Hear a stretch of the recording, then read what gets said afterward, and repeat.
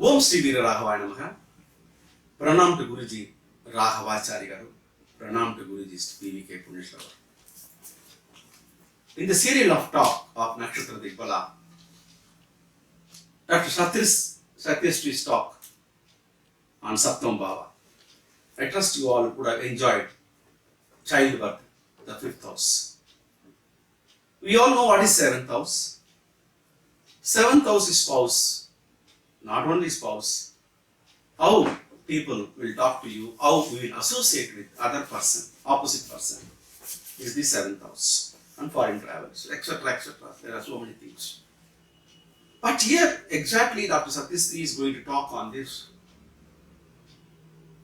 The chart where a woman not married, but she has totally involved herself in spiritual activities. And Guruji used to always say, "Uchanai uchan nokinal pichayum kadekadu." That's the one beautiful quote, what Guruji says. But here, a Saptamadhipati is exalted and a Putra Karaka is exalted, still this lady is unmarried. And where these most powerful planets occupied in Saptama, where Rishabha Lagna is talking about it. As repeatedly, I would like to tell you, Gunas plays a vital role in deciding the intensity or the quality of your bhava or life. She has totally entered into a spiritual path whereby occupant is more powerful than the bhavadipati. This is the thought where Satyacharya and Guruji Raghavacharya used to advocate. Here on this Saptam Bhava, Rahu Bhagavan in Ruchika is exalted along with Sani Bhagavan. That exalted planet Rahu has got a triple S guna. A Rajasic, Tamasic planet getting a purely Sattvic, that occupant, the two occupants what we can look at it, Sani Bhagavan and also Rahu Bhagavan. Rahu Bhagavan is getting triple S and Sani Bhagavan is getting a mixed guna. Whereby what is happening totally on the comfort on the marriage, which is not given, but it has diverted this woman into a spiritual path. It's a very, very wonderful analysis what Dr. Satya Sree made. How Nakshatra Digbala, from there the Nakshatra Digbala getting planet, how they are giving the results with a modified effects on gunas. It's a wonderful chart. I trust you all will enjoy it. On Saptama Bhava, a beautiful analysis on Nakshatra Digbala and Gunas. Watch it. I trust you all will enjoy it. Jai Minatu. So now we had seen with two bhavas how Nakshatra Digbala and Gunas will influence. We saw for Lagna and 5th Bhava. Now let us look at the 7th Bhava here. Now if you see the 7th Bhava, let us see how it has given results for this native. The 7th Bhava signifies marriage, marital pleasures. So what has happened? This is a female native. This native has been unmarried. She is unmarried till date. But she is involved in all social service satsangs instead. She has stayed unmarried. But she has been involved in all social service, also services for society, many satsangs and all she is a part of. Now let us look at the chart of this native. Let us analyze the 7th Bhava. Now let us look at the 7th Bhava in this horoscope. When you are looking at 7th Bhava, you have to see the Bhava and Karaka. Let us look at the 7th Lord. 7th Lord is Mars. Mars here is sitting in Badakasthana. Mars is sitting in the 9th house. Since this is 5th sign, this is Badakasthana for Taurus Lagna. So 7th Lord Mars is sitting in Badakasthana. In the star of Lagna, Lord Moon, fine. But there itself it is not well placed. Next, if you look at it, let us look at the occupants. We looked at 7th. Let us look at Karaka also. What is the Karaka here? The Karaka for marriage is Venus. Venus is sitting very powerfully in the own house in Taurus in the Lagna. So what is the seventh law? The seventh Karaka Venus is very powerfully situated. When a planet is in its own house, it's said to be in a very powerful position, its own position. Still, this lady, she has not been given the marital pleasures or marriage that the Kalatra Karaka Venus has to give. Even though Venus is in its own house in the Lagna. Why? What has happened here? If you see, this Venus is in the star of Mars, 7th Lord, that Mars is sitting in Badakasthana. Right? That Mars is sitting in Badakasthana. Another thing, if you see this Mars, even though it's sitting in Badakasthana, it is being aspected by an exalted. This Mars is exalted here. If you see, first of all, the 7th Lord Mars is also powerful. 7th Lord Mars is exalted. Karaka Venus is situated in their own house. So both this Karaka and Mars, if you see outward, Karaka Venus, 7th Lord Mars. 7th Lord Mars is Ucha. Karaka Venus is in own house. Still this native has not married. Why that marriage has been denied to the native? Why? If you see, even though here Mars, when we say exalted planet, does not always give favorable result. What has happened for this Mars? This Mars is also the star lord of Kalatrikaraka Venus.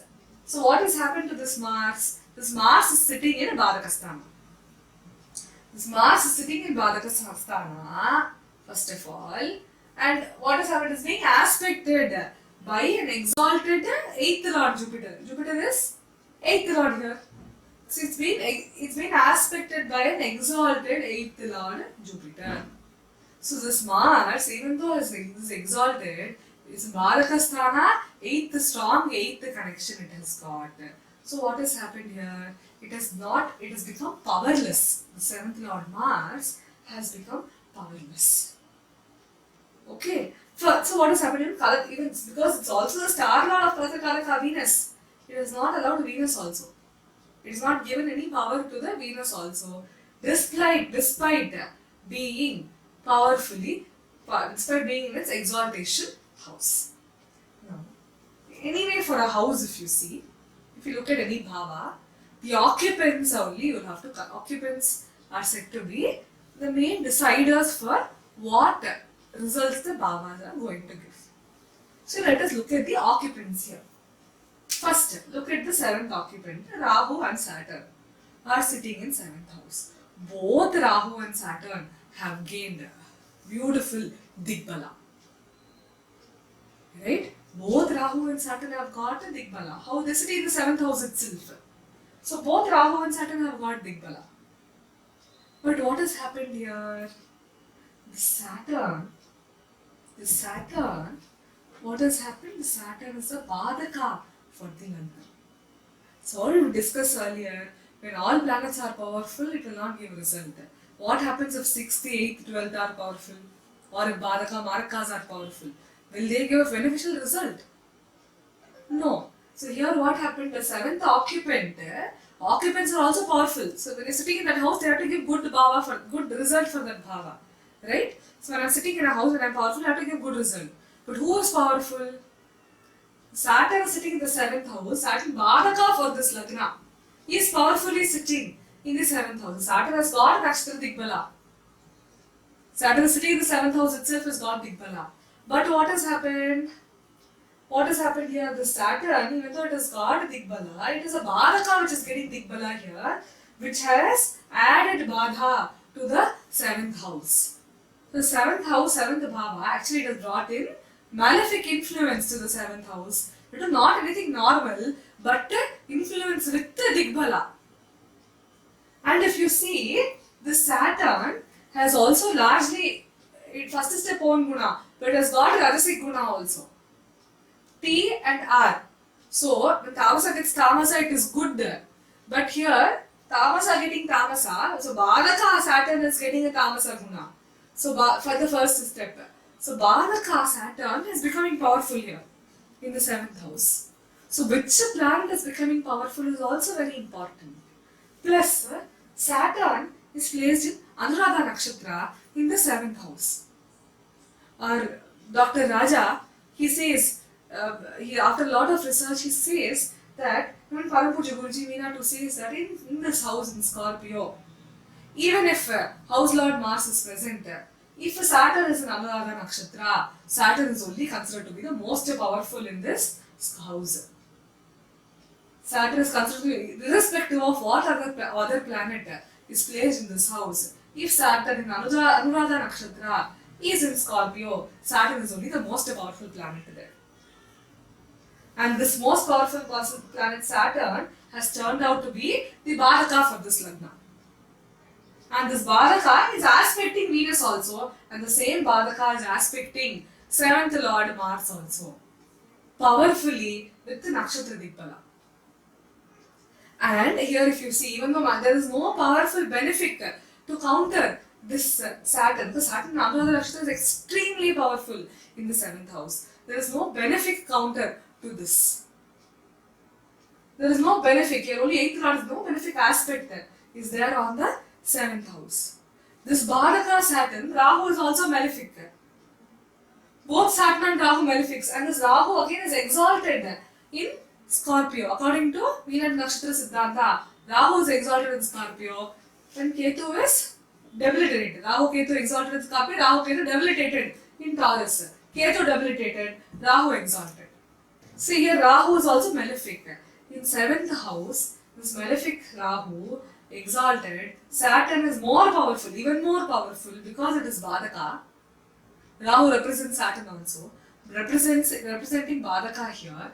So what has happened? Saturn Anuradha Nakshatra with the Nakshatra Digbala, extremely powerful, has spoiled the Karakas for the 7th house. Plus it is aspecting both the 7th Lord Mars and Karaka Venus also.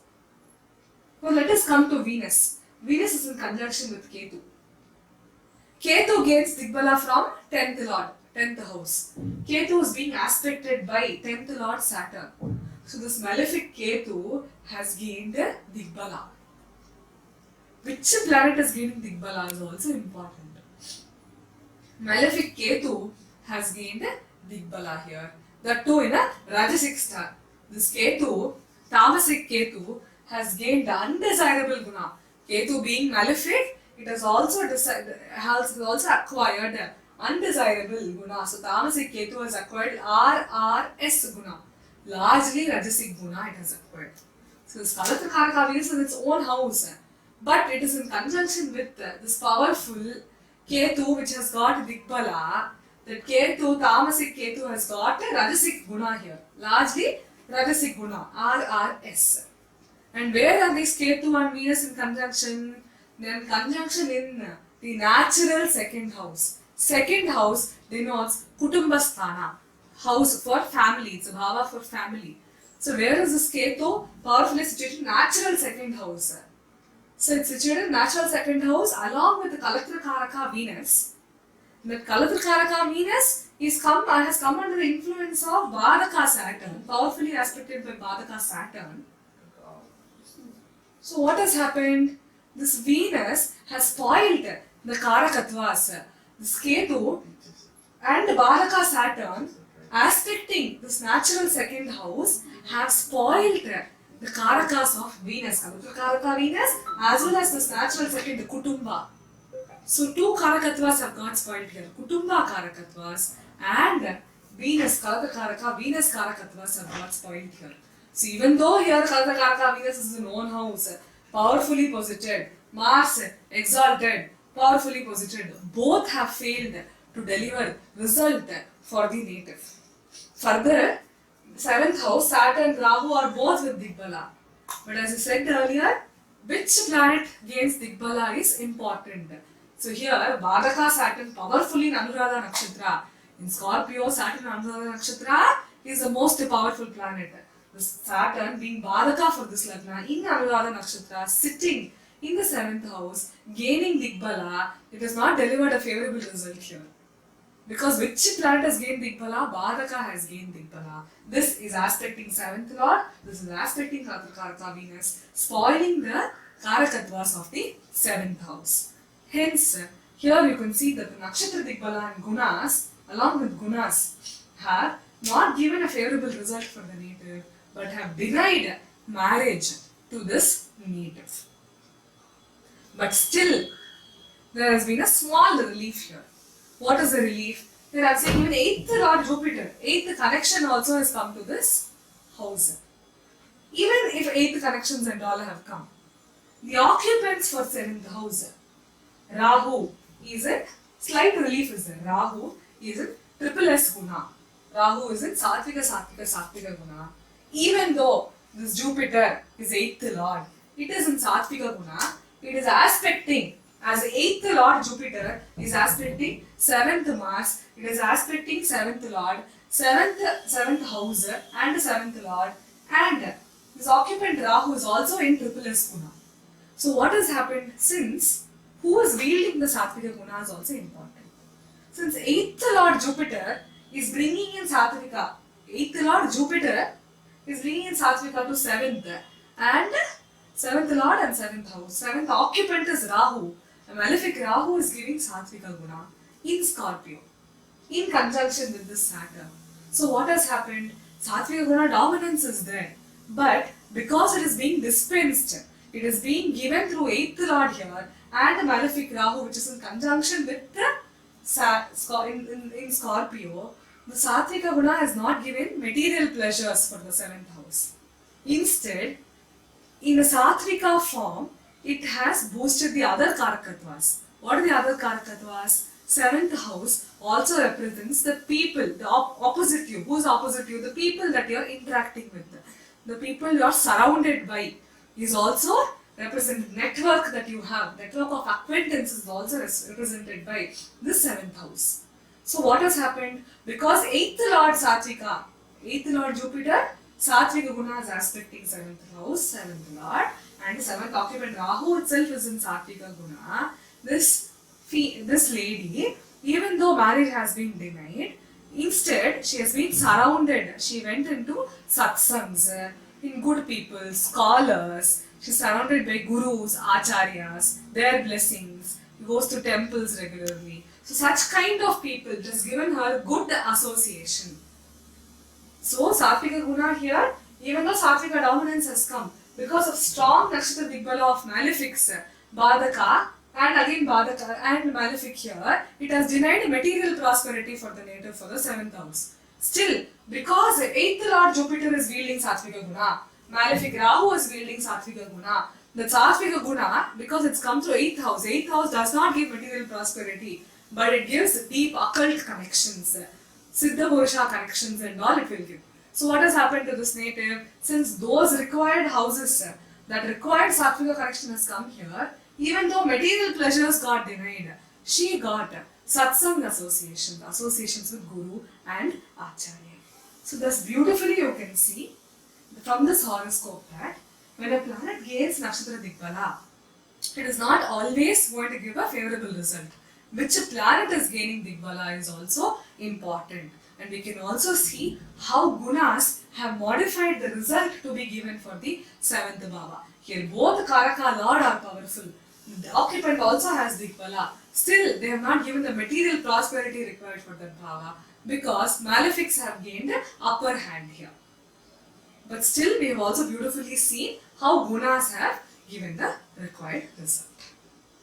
That is why when you are exploring or seeing which planets are gaining Digbala, it's also important to see, apart from how they are gaining Digbala, you should see which planet is gaining Digbala, what are the connections, what are the gunas acquired by them. We'll look at another example.